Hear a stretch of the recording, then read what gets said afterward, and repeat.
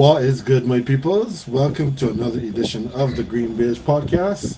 As usual from last season, but for the first time this season, that is AJ. He is the green. I am Ken. I am the beige. And also, for the first time this season, we welcome friend family of the show, Mr. Ricky Nurse. Good evening, gentlemen. Glad to see both of you. Boy, Good it is good evening, to new be back, season. boy. Who this? Yeah. It is true. It is very, very true. We are very happy that anyone, whoever is joining with us for this show today, this week. We are glad that you're taking some of your time to spend it with us this afternoon. Of course, like I said, we have to welcome AJ because AJ is almost a stranger to his own show because he has not been here until today. So, what's going on, Boy, AJ? I, well, I've already explained this to you. Let me just fill everyone else in. Basically, due to an increased role at my primary place of employment, I'm in a position of more responsibility, right, Rick? You get what I mean, right? So it was a bit more difficult. Yeah, it was a bit more difficult to maneuver, being able to leave in time to get home to do the show. So as best as I could, I tried to log in on the evenings when they were on the Tuesday evenings to be a part of the show. It was one unfortunate evening when my wife had a distressing evening, so I had to end my viewing early to help her out. But all is well. That was just a minor blip. But all of that to say, I'm glad to be back here. It Yep. And I'm feels good to sure be that back in the seat. of course, and I'm sure that the viewers, the listeners are also very glad. Not just that you are back, but that all is well. You mentioned the Hmm. situation with your wife. The family, is very important to all of us. So we are glad that everything on that front is good. Appreciate that. Appreciate Ricky, that. of course. Ricky, what about you? How have things been since the last time you've been with us? Yes, getting ready, preparing for new football seasons, new sporting seasons as per usual. I like when we get down into the so-called Burr months, the September, October, November, December, because those are the money months for us in the fast-moving consumer goods industry. So Hmm. always a good time and it's a good feeling. We don't have the leaves turning in the fall like our friends in the US, but certainly when we get to this time of the year, it really encourages some more smiles for consumers, some more debate and arguments. So yes, this is money time that we're heading into now. Yeah, it's interesting that you speak of debates and arguments because chances are we may have one or two in the next hour as we go For through sure. the the That's topics why of we're here. conversation. Yeah, of Yeah. course. So I'm hoping that the folks here in Denver that may pop in during our show that they feel a little bit of solace because I can't say that I feel what they feel, thankfully, but this has not been a great weekend for the Colorado sporting public. First, the Colorado Buffaloes, they went to Oregon, got beat pretty bad, 42-6. They lost by 36 points for their first loss of the season. But for some educated viewers of the college world, they expected that this was going to happen. I can't necessarily count myself within that number because, as I have said repeatedly on the show, I don't watch college football. I don't follow college football that closely. So I'm not going to be one that's going to sit here now and tell the folks like if I've been paying the world of attention. However, I did pay attention to what happened on Sunday, which was that the Denver Broncos went down into Miami and probably were partying a little too hard the night before because yeah, they didn't turn up for that game. And that is exactly where we are going to start today as we go off the rip with the weekend recap, where yours truly comes up with some headlines based on what occurred over the last week or the last weekend in sports. And then you guys get to tell me if this is cap or is not cap. And we're probably going to spend all our time here today because there are quite a few interesting areas of conversation. But like I said, we are starting with what happened down in Miami. As you see, this today's show is called Almost Record Breaking because the Dolphins almost broke the record for the most points scored in an NFL game, and I think they did break the record for the biggest deficit in a game by 50 points. I mean, yeah, somebody probably should have lost their job, but we'll talk about Denver in a second. So, gentlemen, first up, cap or no cap in the weekend recap. The Miami Dolphins are the best team in the NFL. Ricky, what do you say? I should have brought a cap so that I can answer this visually. That is cap. That is pure cap. They're not even the best team in the AFC, gentlemen. I know the hype machine, and I know we get caught up with these shiny new toys. It is that vehicle that has the engine. You can see it, you can hear it before you see it. It is Miami, so we add that. There's that, but let's not get confused. Football is still won in the trenches. We know the teams that still win in the trenches on both on the offensive and defensive side of the ball. That football looks very good before the leaves turn, but after the leaves turn and outside gets cold, that type of football cannot help you. We've seen it over and over. So I love to see it in September, but that does not win in the NFL in January and February. So I call cap.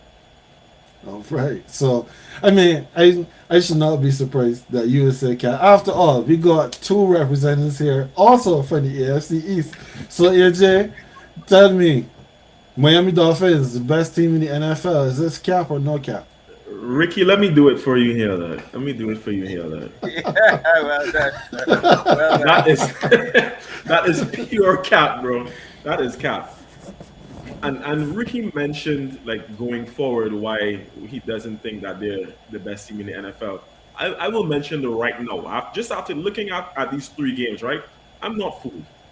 I am not fooled. Yes, of course, Miami has scored the most points, and obviously that is exacerbated by the result in week three, right? Mm-hmm. And obviously like because of that they rank like looking at their offensive stats, total yards, passing yards, rushing yards, points, they rank number one in all of them. Understandable. The defense, Ken, the defense, total yards, they rank 24th, giving up 385 yards a game. Passing yards, they're giving up 231, ranked 20th. Rushing yards, another 130, 24th. Essentially, in every major defensive stat, they're 20th or worse. That is the bottom third of the league. There's no way. There's no way. And it looks really good because in their three wins, yes, they're the only unbeaten team left in the AFC. In their three wins, all they've managed to do is come up against two teams who are offensively inept. In week one, the Chargers took them down to the wire just because there's Justin Herbert and some other weapons that he has, and the fact that the Chargers have a head coach who has probably the football IQ of a 5-year-old. So they were able to see them off. But any team with a credible offense is going to push them as well because the defense can't hold up. The defense is not good, all things considered, and this is both sides of the football. So while the offense has been rolling, the defense is not good enough. This team is nowhere near the best team in the entire league. Cap. Okay. All right. So the boys, both of you guys said cap. No, AJ, you brought some good stats there just now, right? And it almost swayed me in what I was thinking because I will be the voice of dissension on this panel. Right here, right now, week 3, September 26th, 2013, the year of our Lord. The Miami Dolphins, 2023. The Miami Dolphins, right now, look the best team in the NFL. Even though their defense, as you have so eloquently illustrated, AJ, is not necessarily the strongest, is not necessarily the best. Part of that is also because they tend to score very quickly. So the opposition gets a lot of possessions, a lot of opportunities to put up yards. And if your offense is any good, then you should also be able to put up points. Like you said, when they played against the Chargers, it went down to the wire. And then the other two games that they played, their opposition has not been that good. But the fact still remains that in pretty much every offensive statistical category at this point in time in the season, the Dolphins are leading.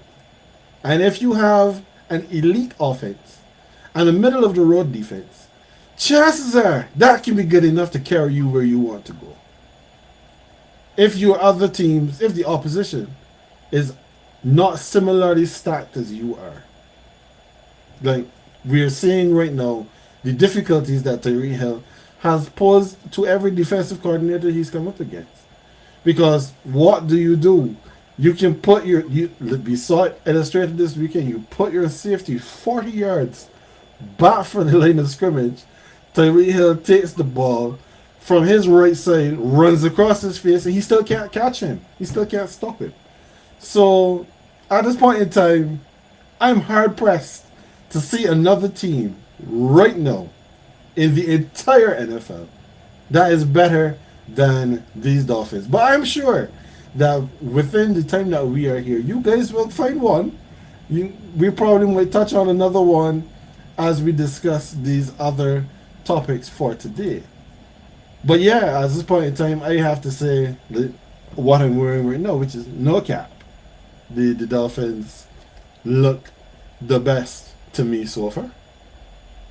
Sir, Sunday, October 1st, in Orchard Park, New York, Buffalo Bills will beat the Miami Dolphins. You can book it.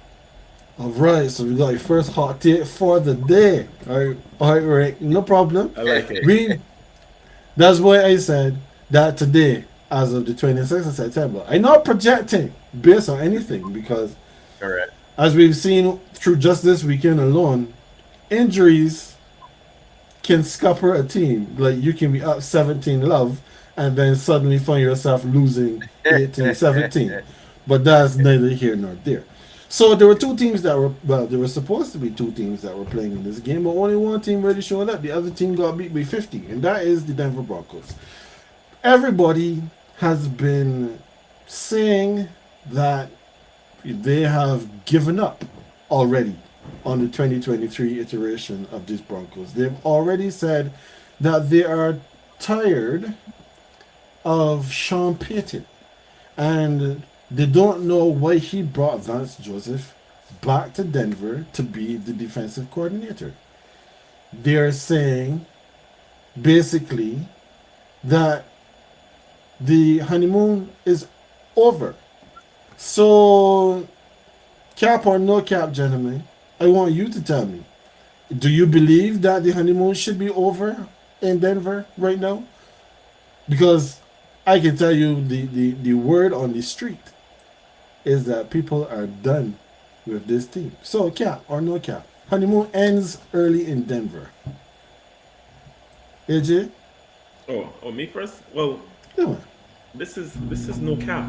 This is no cap. Of course, it ends early. Listen, I was not here earlier in the season. If in previous episodes y'all did, because I can't remember seeing that segment. If we did like predictions for each division, right? No, the reigning Super Bowl champs are in this division. So I obviously, I know I didn't do the predictions if y'all did, but I would have had Kansas City first just because of Justin Herbert and what he can do. Despite Brandon Staley, I would have had the Chargers second. The Broncos is still the third best team in the division. In terms of what would have been my prediction.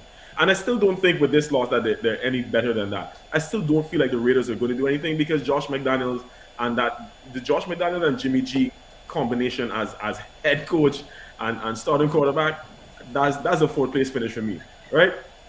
So I think even with this loss, the Denver Broncos are right where I expected them to be. I didn't think that it was a honeymoon in any case. Sean Payton coming back did not sway me from thinking that, or rather into thinking that this team was going to be challenging for the division title. Not with granted, I've been a defender of Russell Wilson. I expected him to be a little bit better this year. And truth be told, I think he is marginally better, but he's still bad. He is still bad. That just goes to show how awful he was last year. I I don't even think the honeymoon began. So if you want to say that it ended or however you want to phrase it, yes, it has. That's no cap. What about you, Rick? Do you agree? I say no cap because You come in as Sean Payton, brashly talking. You have your Super Bowl ring. You are saying things that I assume the fan base wants to hear in terms of you're going to remove a lot of the layers of entitlement from Russ, and you have a it's my way or the highway kind of mindset. You then take it to another level by breaking from the fraternity a bit and lashing out at the former head coach and essentially framing his first foray into head coach experience and saying it was one of the worst performances you had ever seen. And you really don't do that in a fraternity like that. So all of a sudden, everybody's saying, well, Sean Payton really means business. He is not going to take any crap from anyone. So you set the bar very high that this is a no nonsense man who has a track record of success. Week number one, you lose by 1 point to division rival in the Las Vegas Raiders. Okay, so expectation gone up a bit more now because saying okay, somebody fan base said well, these are the same ways that we lost to start last season. Other people saying you know what, a little bit more either direction, we win that game. Week number two, you lose by 2 points to the Washington Commanders. Fan base say, you know what? This team is feisty. Payton is making changes. Russ looks, as AJ said, marginally better than last year. We have a solid defense. Jerry Judy coming back. Here we go. Week number three. You get a 50 burger, no fries in Miami. What do you expect? These are human. Fan is short for fanatic, right? You are setting people up for an emotional roller coaster after they went through what they went through last season. So it's no cap. That will definitely end a honeymoon for anyone when you go into a marriage with that much expectation only to be embarrassed the way they were 70 to 20. So yes, has the honeymoon has to be over because you also, and I mentioned one last point, you also have a team on the college football national stage that is taking headlines not only from other college football teams, but they're taking headlines right in your backyard. You give everybody in the state of Colorado a reason to consume those Colorado buffaloes. So you could argue that you're not even the best or the sorry, you're not even the most exciting and entertaining football team in the state of Colorado right now. So yes, honeymoon has to be over. Yeah, yeah. I mean, when I went to work on Monday because for my job we are in office on Mondays now, so I had an opportunity to try to take a little pulse of the other people around me.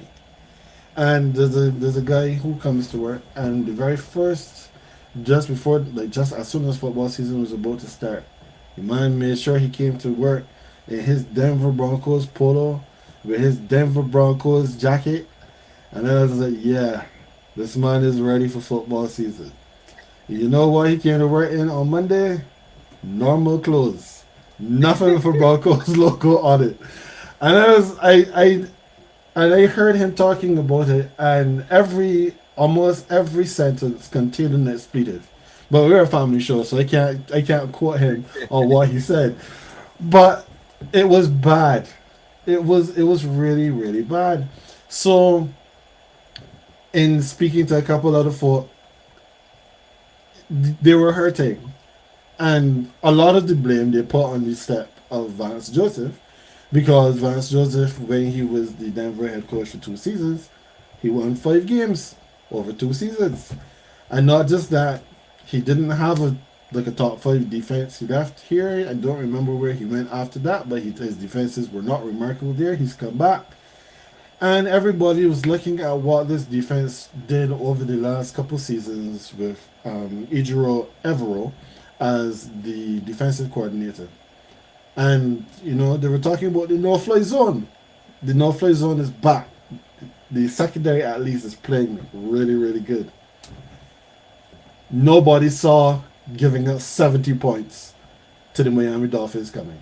And truth be told, when you take into consideration what happened to the Buffaloes Saturday, just the day before, people were already a little bit sensitive. You know, they some of them still expected that the Buffs were going to go to the Ducks and beat them. I don't know who and I don't know why, but they thought that. So when they went there, they got sandpapered. No, they came back home with the skin already a bit raw, and then they got flogged. They got beaten like worse than if they owed money. Like if this was the mafia and they had carried away all of the mafia's corn. Like this was terrible. This is terrible. So this and then Sean Payton he gets in his post game presser and he is snapping at reporters and all that kind of stuff. Yeah, it's a wrap. Right now, all of the goodwill and the yeah, we'll see how the team goes, and we didn't win many games last season, so we can expect that maybe we can be like 4 or 5 wins. Now you gotta win the next one. But the good news for the Denver Broncos is that the next team that they go up against is the Chicago Bears, who's also winless. So somebody gotta win, and if Sean Payton knows what's good for him, it better be these Broncos winning that game on Sunday. It better be. So now that we step off of the biggest hiding of the weekend, now we can talk about a team that every year has big expectations, but then somehow find a way to fall flat. They're the accident waiting to happen, according to one Stephen A. Smith. That is the Dallas Cowboys, who curb stomped the Giants 40-0 in their first game. They won their second game of the season when they played against, sorry Ricky, your Jets. They beat them 30-10. And then somehow the one team that everybody has picked to be the worst team in football, the team that is most likely going to end up with the number one pick in the draft, the Arizona Cardinals, the team that is definitely not really trying to win, except that you can't tell the players not to try to win because contracts and money, etc. The Dallas Cowboys go and they lose. They lose to the Cardinals. So cap or no cap, fellas. These are the same old Cowboys. Dallas can't fly with the Cardinals. AJ, you live in Dallas, so talk to me, bro. Cap or no cap? If it's so, the heading is it's if it's the same old Cowboys. These are the That's what it's same old Cowboys. Yep. It's no cap. I mean, because okay, so when you initially sent it to me, I guess I had my argument structured around that the Cowboys are not as good as we thought. So, approaching it from that angle, the Cowboys are exactly what I thought they would be. Are not as good as we thought. I don't know what anyone else thought they would be. Like, did any one of us really think that the Cowboys were like even the best team in the division? Nah, it's like second best, right? And that's like, again, like I previously said, what's wrong with me? Said about Denver and their positioning. Like, I don't think this affects where the Cowboys will sit in the division come the end of the season. They're not. They were never going to be an unbeaten team. As soon as one thing went wrong, it was going to spiral out of control. So they lost young Diggs, Trayvon Diggs. They lost some other with some O lineman. It was. I mean, some people went down, and with the Cowboys is when it rains, it pours. So yeah, so they turned around and lost the game because that's what happens. It's what they do. I mean, they're still going to have a winning record. I expect at the end of the season, they're still going to be like the second best team, and most likely eke into wild card weekend. But I don't feel like this necessarily shows them up or exposes them in any way, shape, or form. It was one of those weeks. They had to lose to someone. I mean, obviously it looks bad that it was the Cardinals, but like 3 weeks in, I don't think they're better or worse than I thought they would be, or expected them to be after the 17 games. What were you, Ricky? Same old Cowboys? Is that cap or Uh, no cap? I will say this: the defense started the season at a much higher level than I expected. They had an emphatic domination of New York City football. But what does that really mean? You beat both New York teams. What does that really mean? So the irony to this is that the Cardinals were spunky in their first two games, both losses. And the Cardinals said, no, we can show up for work again. We can be spunky again. And they found a win. What I will say is that when Dak Prescott turns into South Dakota, because his real name is Dakota Prescott, you get these type of results. And what no one is seems to be having a conversation about right now is that Dak Prescott has not shown us that he can elevate his game like the defense of the Cowboys had shown us in those first two games that they could elevate their game. So for me, the reality is that if Dak has not improved, the offense certainly has not improved because a number of their key players disappeared in week three. Then yes, they will end up being a playoff team. But the Super Bowl dreams and aspirations that were being bandied about, those will not come to fruition. Not as long as you have the San Francisco 49ers and the Philadelphia Eagles in the NFC. Well, we'll go 3 for 3 on this one because these are the same old Cowboys. This is what they do. So Ricky, you spoke about them beating New York football for 2 weeks, right? You know what that did? The same thing that the Cowboys do every year. It gave them a false sense of security. It elevated expectations. And then when the opportunity came for them to pay off on the expectations, they go out, they wet the bed. That's what they do every year when they go and they win 12, 13 games in the regular season, get into the playoffs, and then from the first game of the playoffs, then they're back home, hanging up their gun belts, dusting off their boots, because they have to wait again until September, like the rest of us, to see what is going to happen when their season can restart. The Dallas Cowboys, to me, they are actually positioned to be worse this year than they were last year. Because their head coach, Mike McCarthy, who has had his issues with clock management, that has been a problem that he has been battling for a while. He has decided he's going to take on play calling with that. They get rid of Kellen Moore, who, for his flaws, had this offense actually producing over the last few years. So now Kellen Moore is gone. We have McCarthy calling the plays. This is not a recipe for success in Dallas. Because I don't know if you guys feel strongly or feel better about McCarthy than I do, but I don't think that Mike McCarthy is that great of a football head coach. And when you put him now with Dak Prescott, who is not like Dallas weather, he is more hot and cold rather than just hot all the time, AJ. Then you know that there are going to be opportunities, there are going to be times where his play is going to fall off. And now they don't even really have the horses around him to elevate everything when he himself is down. So I don't see how Dallas is going to be any better this year than they have been in years past. You wanted to say something, AJ?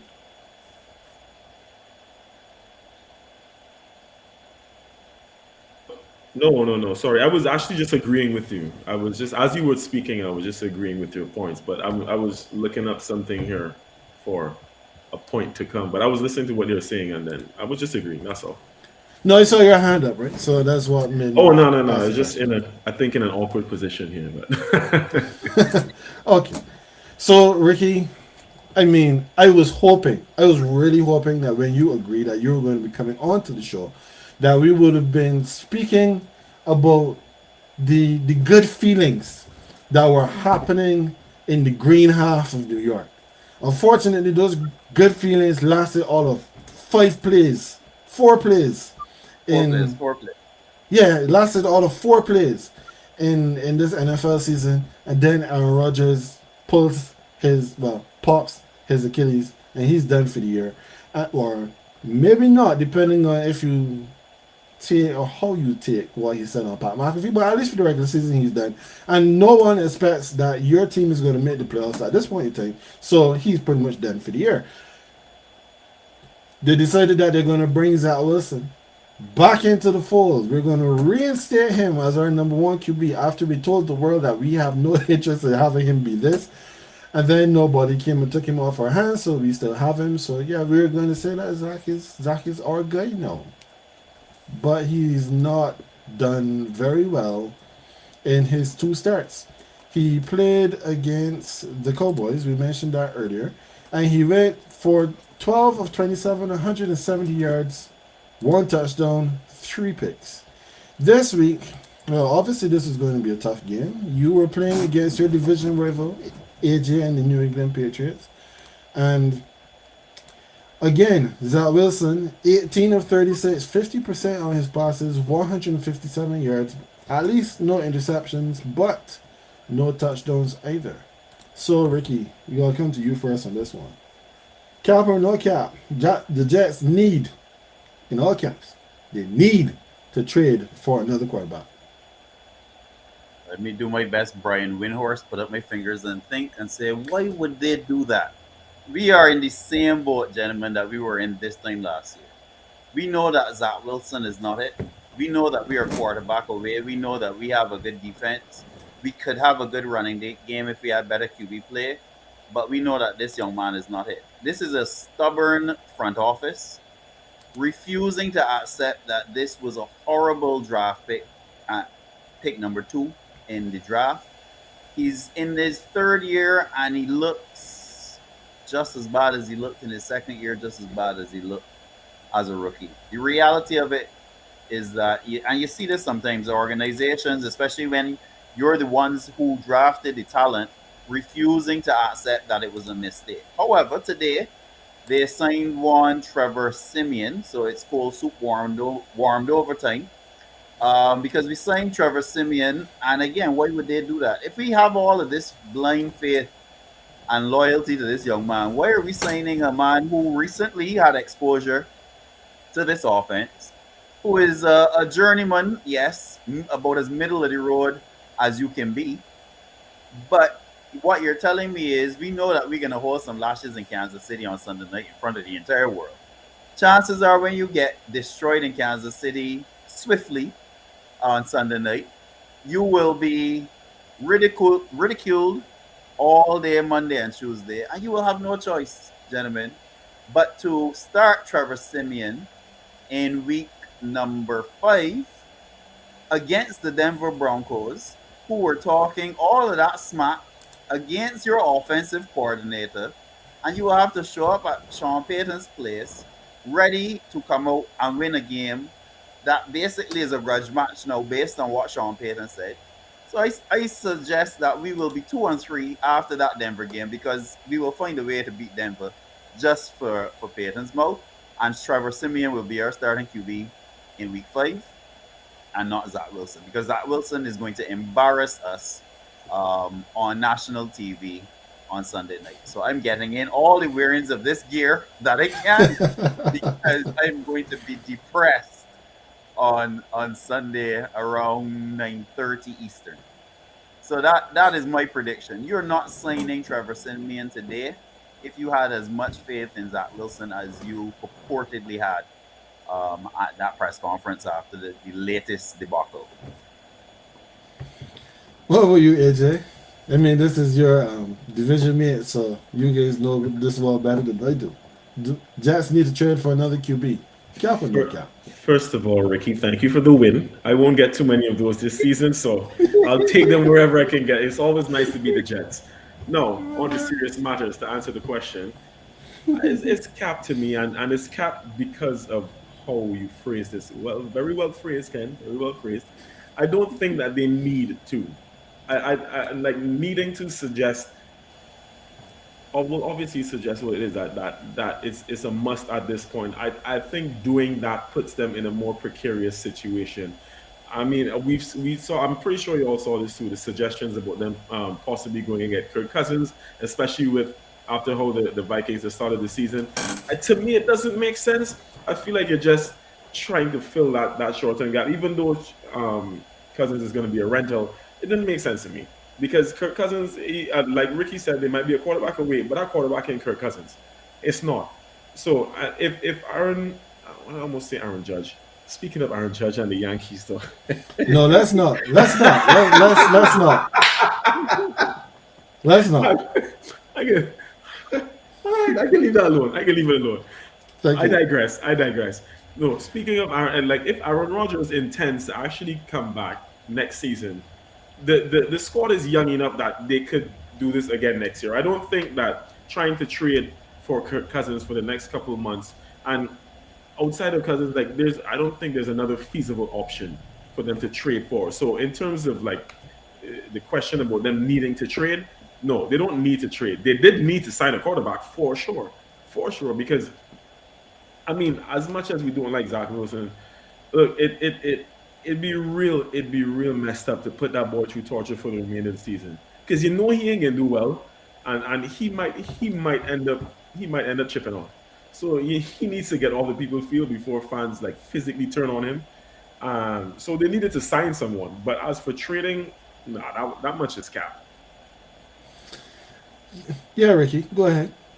Yeah, just want to add one thing that's in the New York Jets rumor mill, and it is that as long as the Tennessee Titans keep racking up embarrassing losses like the one they suffered last Sunday to Cleveland, that 27-3 shellacking, that you may see the Titans willing to offload two key assets. One, Ryan Tannehill, two, Derrick Henry. Because it will make no sense for them to keep having the albatross that is the contracts of those two players.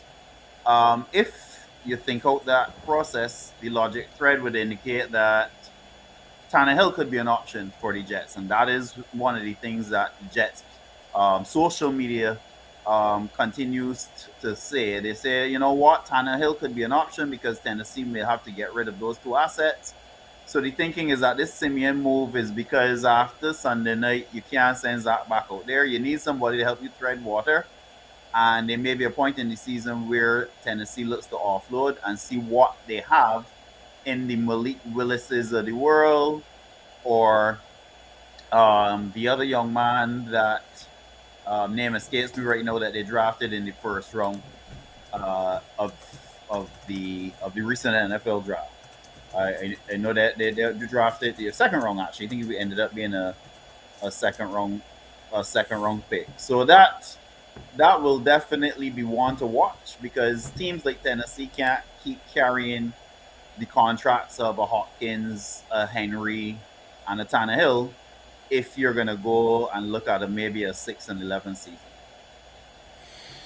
Yeah, so the guy that you were trying to remember just now was Will Levis. Will Will Levis. Levis, There we yes, go. Malik Willis and Will Levis, correct.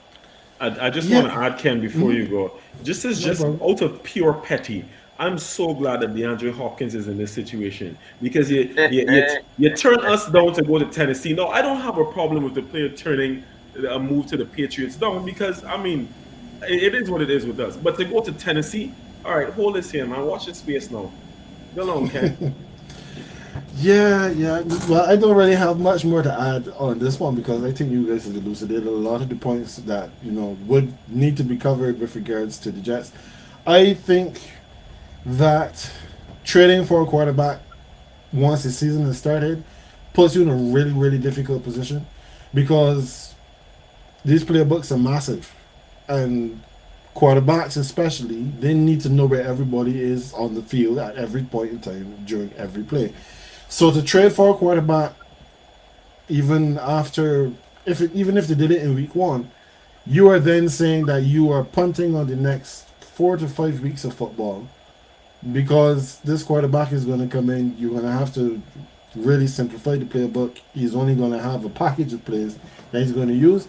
It's one thing when San Francisco trades for Christian McCaffrey and brings him in and says, well, you have a package of plays. But he's a running back. So basically you're gonna tell him we can either hand you the ball here, you either run it through the middle, you're running to the left or you're running to the right, or you can go to the slot and then we can figure out something as we go. So that's one thing when you have a running back or a dynamic player coming in. Quarterback, no. I need to know that when they go on this 3-step drop, that this is my hot read over here, and I'm expecting this guy to be making this in breaking route. You can't do that before you get there. You have to come and get the player, but you know how to start to get some time with these wide receivers and understand how these guys actually move. So to trade for a quarterback now, that's basically saying, well, we know our season is done. To be fair, your season is done unless you bring another quarterback in. Trevor Simeon is not the guy. He's not the guy. I've seen Agreed. Trevor Simeon here in Denver. He was not the guy. So to bring him now over into New York, well, you're just bringing him there in case Zach gets hurt and then you have to bring him out and then somebody else has to get in there. To trade for like a Ryan Tannehill, I don't know how good that goes. AJ and I have had conversations about Tannehill. Remind me again, AJ, it was Tannehill versus who? Who was the guy that you were Tannehill stumping versus for? Baker, I think it was. Baker Yes. Mayfield. I was Baker Baker. Mayfield. You were Tannehill. Yeah. Yeah, I would never be. No, I don't go for the butcher, the baker, or the candlestick maker. So which side of that equation I was. But before we get off the Jets, Ricky, you talked to AJ. You talked about the youth of the team, and how once everybody comes back, then they're going to be in a much better position. But there was an article that came out, I think today, from Sports Yes. Illustrated, where Aaron Rodgers he called out the offense and said that they need to grow up. No, this is what we thought was always going to be the problem because you bring the old curmudgeon in to have to deal with the youngsters, and he Yeah. always tries to get the youngsters to start playing on his grass. So, Ricky, what's going on here? How are we supposed to Yes. read this situation? I'm glad, like the pro that you are, sir. I'm glad you remembered this. Now, I want to say good evening to Justin Marvel of This Justin Sports Show. I also want to say good evening to Mark Thompson because he had a conversation about that today. Imagine that we have a running back by the name of Michael Carter on a sideline shouting and screaming at the running backs coach because he is not getting any touches. Michael Carter, as far as I'm aware, has not made any Pro Bowls. He's not won any rushing titles. Michael Carter has not led the team, furthermore, the league in rushing. Where does Michael Carter get off screaming at a running backs coach about touches? Now, this is where, and I don't agree with most things that Aaron Rodgers has said or done, in fairness, in his Wisconsin days or no. But I have to agree with Aaron Rodgers because Michael Carter has nothing a leg to stand on to be screaming at a running backs coach. This would never happen in Green Bay. This is where organization culture matters. This would never happen in New England, right? This that would never happen in New Orleans. I saw a potential Hall of Fame running back by the name of Adrian Peterson have a scowl and look at Sean Payton the wrong way when a young running back by the name of Alvin Kamara was getting touches and Adrian Peterson was upset that he was not getting any touches. And within 2 weeks, Adrian Peterson was out of there. The Saints released Adrian Peterson. As I say, the rest was history. Off we went with Alvin Kamara. I remember those days, right? Organizations got to have discipline and culture. So I agree with Aaron Rodgers that these youngsters can't be mouthing off. Now, we all agree that Zach Wilson ain't it. But if you are third string running back on the team, you don't have the right to be screaming at a running backs coach or any coach for that matter. So I agree with Aaron Rodgers that the youngsters are talented, but they gotta get disciplined and they gotta pull together through this adversity. Because while I don't think we will make the playoffs, I agree. After this Kansas City game, if we have a semi-competent quarterback, there are winnable games on the schedule, similar to what happened on Sunday with New England. But you ain't gonna win them when as soon as you get a little bad patch, everybody screaming and shouting and losing their ish on the sideline. No, you can't tolerate that nonsense. AJ, do you have anything to add? No, I just actually wanted to ask Rick because I did see the article was posted, but I didn't have a chance to actually read and check it out. So was that Michael Carter incident the main reason why Aaron Rodgers said that, or was it just other stuff like from his It was a personal dealings Michael with them? Carter. Yes, AJ, it was a Michael Carter incident, and then there was some lip reading that the national media did of Garrett Wilson, supposedly saying to Alan Lazard, basically that Zach can't make the throws. But again, that's innuendo because it was lip reading, and that they claim that's what Garrett Wilson was saying at the time. In fairness to Garrett Wilson, when he was asked about it repeatedly, he towed the company line, as did CJ Mosley and the rest of the team. The Michael Carter incident is the one that I Okay, think Aaron Rodgers is probably referring to because that gotcha. was blatant disrespect of a position coach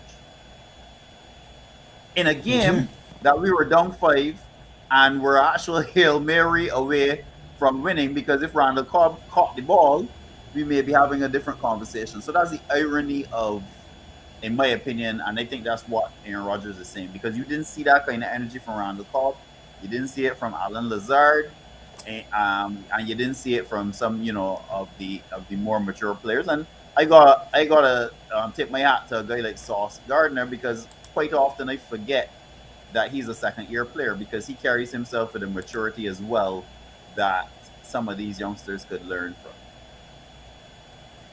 All right. I think that's a good spot that we can leave the Jets alone. Ricky, we can get you on to Yes, more please, pleasant please. topics of Yeah, yes, please, please, please.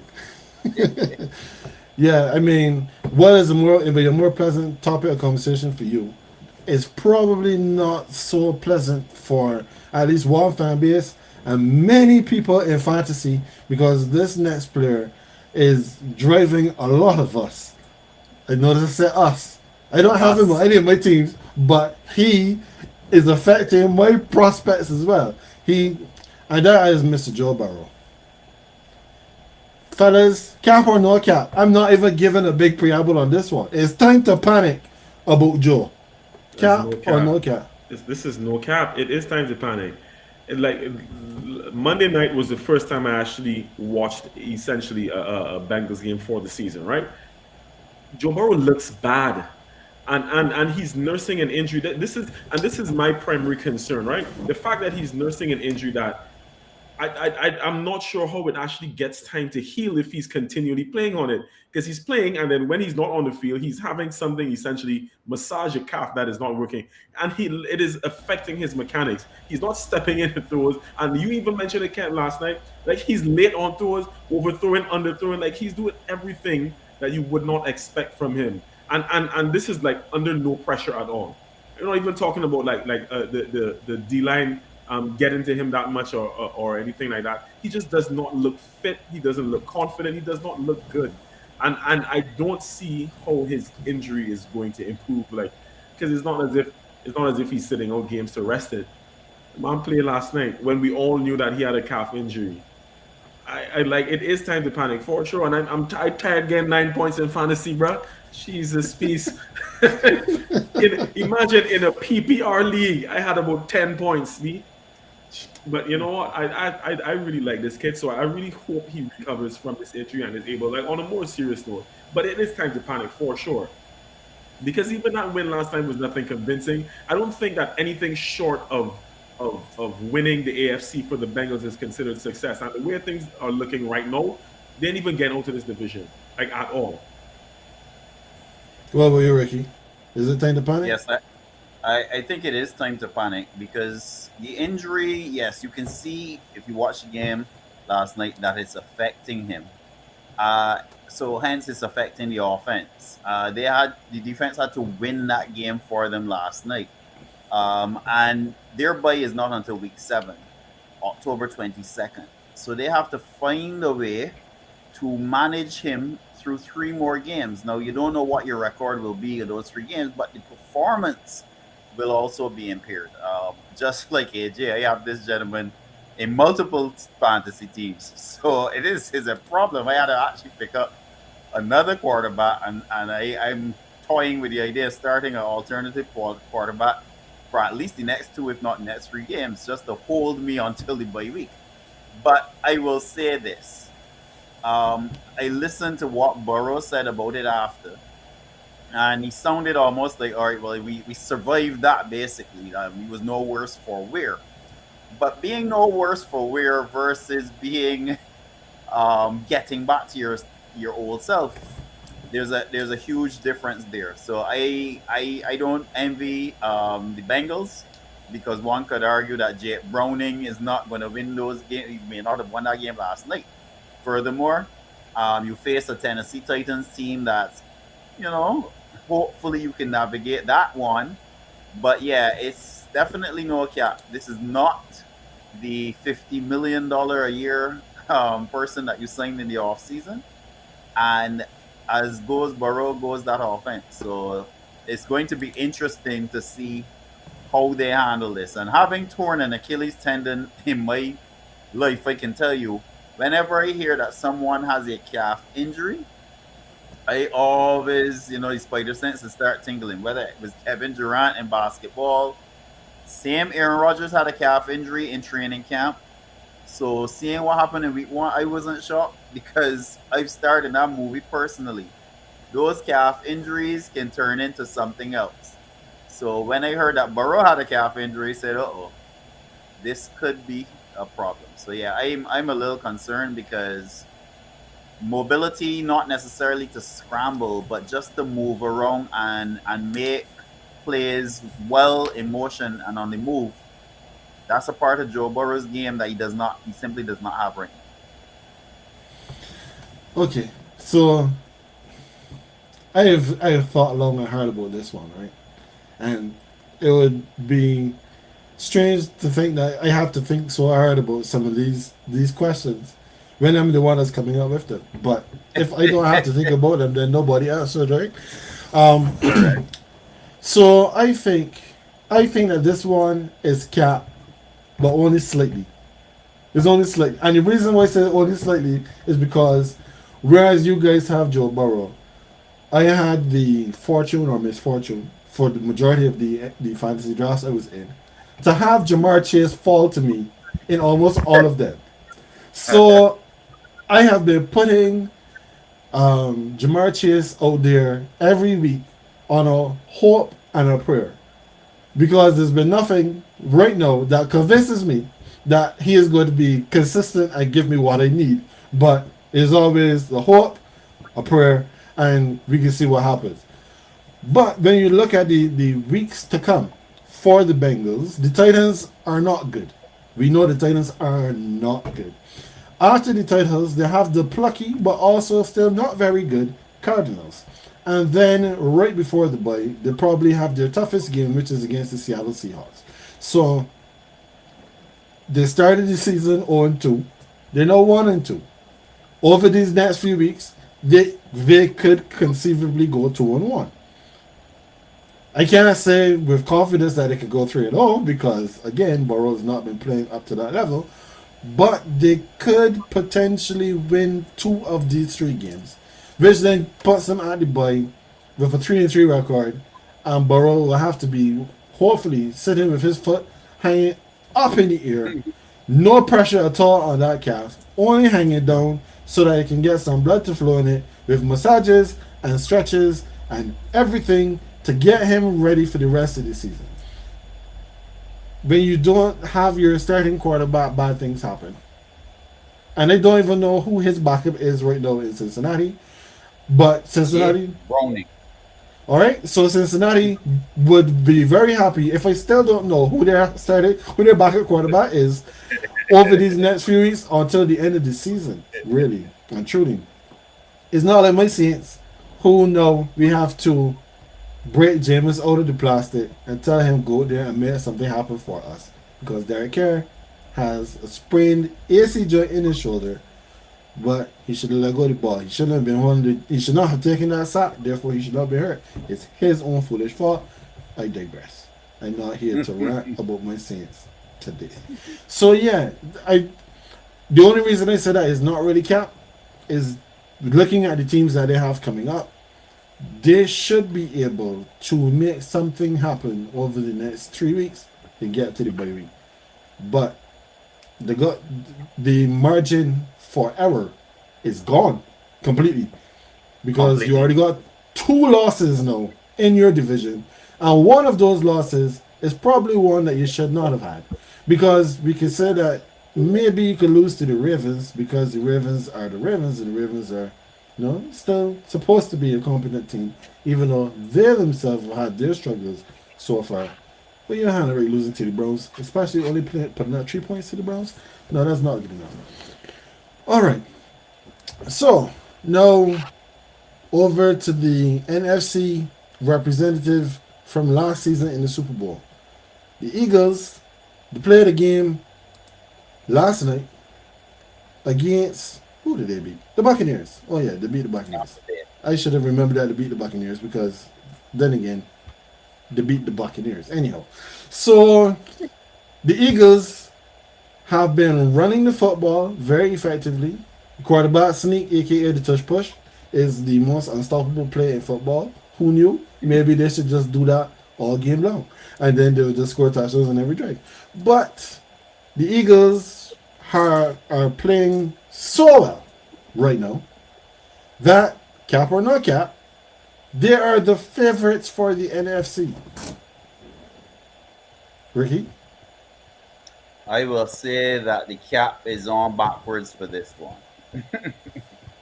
Because I still think it is the San Francisco 49ers. I actually think that this Eagles passing offense is not as good as it was last year. Having watched a bit of all three of their games so far, um, you can see that the that Jalen Hurts and the passing offense is not where they want or need to be. They're getting nothing from the tight end position. Devontae Smith was MIA last night. He was very, very present and active in the first two games. When AJ Brown was MIA in those first two games, so they just don't seem to be able to get the passing offense going. But they have exceeded 200 plus rushing yards in every single game. So while they figure it out on the fly, they've been fortunate enough to be able to run on all three teams that they've faced so far. The reason I give the edge to the 49ers is that the Niners have shown you in three games that they can run the ball with CMC and beat you. They can get yak from their wide receivers. Ayuk had a very good first week. Then they said, you know what? We got to remember that we have this guy by the name of Debo Samuel. And this also have not really put George Kittle out there for the rest. But the balance offensively that San Francisco has and the dominance defensively that San Francisco has, I have to give the edge to the 49ers because there are people out there who would argue that had Brock Purdy not gotten hurt, maybe there was a different result in the offing for the NFC Championship game. So I give a slight edge to the 49ers over the Eagles based on the 3 weeks that we've seen so far. All right, what about you, AJ? Cap or no cap? Eagles are the favorites for the NFC. Yeah, that's cap. I'll end this off with a cap. It's cap because I agree with everything Ricky said. So I mean, just add on the other points that he didn't mention that I have here to mention. The manner of their wins, albeit 3-0, like all 3-0s are not made the same. Like the Correct. Niners absolutely dominated every single team that they've played so far. The Eagles led the Patriots back into the game and had a Yes. nervy ending. Then who it was the Vikings after that? I think it was. It was Yes. Vikings in Yes. week 2. Yeah, Vikings almost had a late. I mean, not as it wasn't as nervy, but still they let the Vikings back into the game in the fourth quarter, and then last night, I mean, it was the Bucks. So I'm not surprised with the final result there, but this they seem to have a habit. And I remember Ken last year. I had this ongoing stat about how the Eagles They were don't score touchdowns in the they weren't second scoring half. it. Yeah, and they had like extremely bad third quarters where they were not scoring for like a number of games in a row. Like here, it seems almost like the same thing. Like they run off with a lead, they rack up some points, really get a lead, and then they allow the offense becomes a little stagnant, the defense gets a little tired, and then they let the opposition back into the game. No, their defense is still good enough to help them see out the games, but the manner in which they're winning, it still leaves me pause for concern because yes, they've had some injuries, especially in the secondary. I think it was for at least the third game. They lost some people in that secondary, but they didn't have any injury designations for the first game. There was absolutely no reason for my Patriots to come so close to potentially being able to get a result. I'm not convinced with the defense by the defense at this point, and I think it's just beyond the fact that they had injuries. So because of that, I'll call a cap on it. I think the Niners are the favorites and the best team in the NFC. Okay, so for this last one, yeah, we will have consensus because I too believe that this There you statement here is cap. The Eagles are a good team. The Eagles are a very good team, and their rushing attack is also very good. But the three teams that they've played so far, none of them can really be held up as a standard for a great rush defense. So when you put that in, when you take that into consideration, then yes, DeAndre Swift will go off for 175 yards and 2 touchdowns when he's playing against the Vikings. Yes, he and Kenneth Gainwell are going to go for 200 yards when they're playing against the Tampa Bay Buccaneers. But the San Francisco 49ers, as you have said, Ricky, and you have also agreed, AJ, they right now are the monster in the NFC. They're the ones that are going to be keeping everybody up at night because they can do it all. They're very good on offense. They're very good on defense. And if there's a team, then that to circle back to where we began, if you're looking at the best team in the NFL, is between them and the Dolphins because they are better than the Dolphins on defense, and their offense is almost as good. And for that, then, if I had to go back, then you would say, well, maybe that might be cap. But I know those are the two names, those are the two teams that everybody has been focused on in the NFC, and rightly so. If my Saints had not lost this game this weekend, I would have come here and told you that I believe that my Saints also should be considered not necessarily to be the favorites, but they would have to be in the running for the NFC. Because I don't know how much of my game you guys watched on Sunday, but I came into this season and you both would have heard me make mention of my corners and that how finally I was happy with the three corners that I had. Marshall Lattimore, Paulson Adebo, Alontae Taylor. For 3/4 of the game, Jordan Love decided that he was going to test Alontae Taylor at every opportunity he could. And Alontae Taylor was having the game of his life. He almost never threw the ball in the direction of Marshall Lattimore. But Paulson Adebo was hurt. And when Paulson Adebo was hurt, I don't even remember the name of the third cornerback that came in, and he was the one that got picked on for the entire fourth quarter, which is when they scored their touchdowns.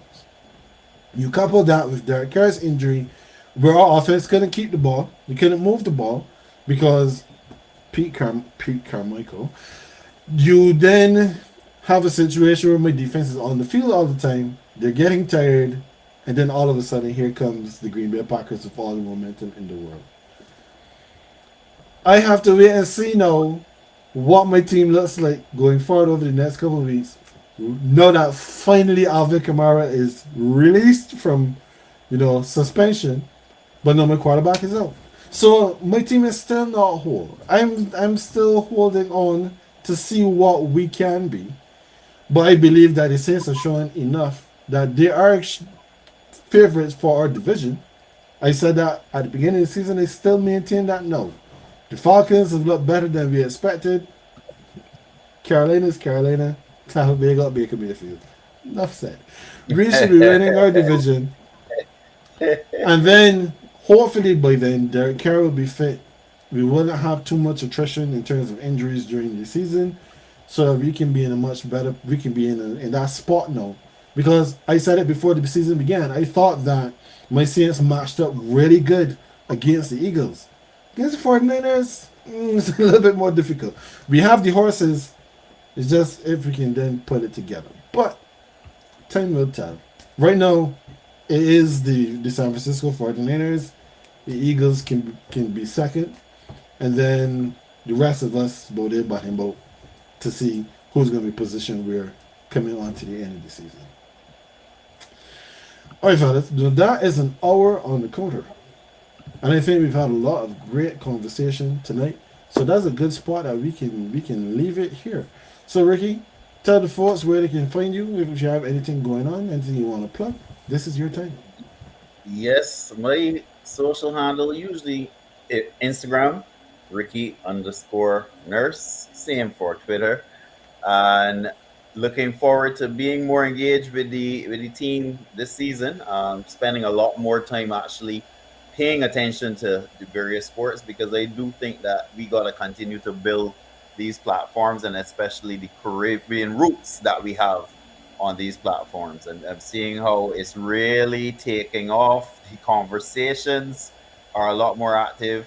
And it's tied to actually consumer spending and where we spend our time and attention. So as a marketing person, trying to be a lot more active in this space. But looking forward to the season because no matter how much we think we know and can predict the behavior of these sports, along comes a game or a team or a point in the season to show us that, human motivation and coming together and playing as a team is not as easy as it looks. And we have not even commented on the Premiership side because I want to say good night to any Chelsea fans that we have out there. That is proof that one can have a funeral at any time and drape it in a shade of blue. I love it. I love it. Yeah, we unfortunately ran out of time, so we didn't get to touch on the football side of things, but that will definitely be back with us sometime soon. And YouTube, we hope will be back with us again sometime soon. AJ, anything to plug before we go? No, that's your department. I'm good. I am good. All right, no problem. Well, thank you very much, folks, for spending some time with us this evening, tonight, today, whenever. As always, for those of you who have watched this on YouTube, we always invite you to like this video, subscribe to the channel, hit the notification bell, so that every time that we are live, you will know and that you will be able to join us as well. Our audio only version of this podcast goes out very shortly after we're finished. I download the audio and I put it up so you can find it pretty much everywhere that podcast is found.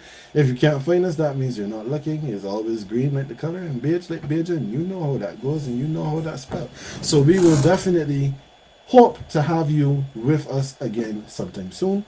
We will be back again next week, Tuesday. I know for sure I will be. Hopefully, AJ and his responsibilities will allow him to be here as well. We will see how that goes.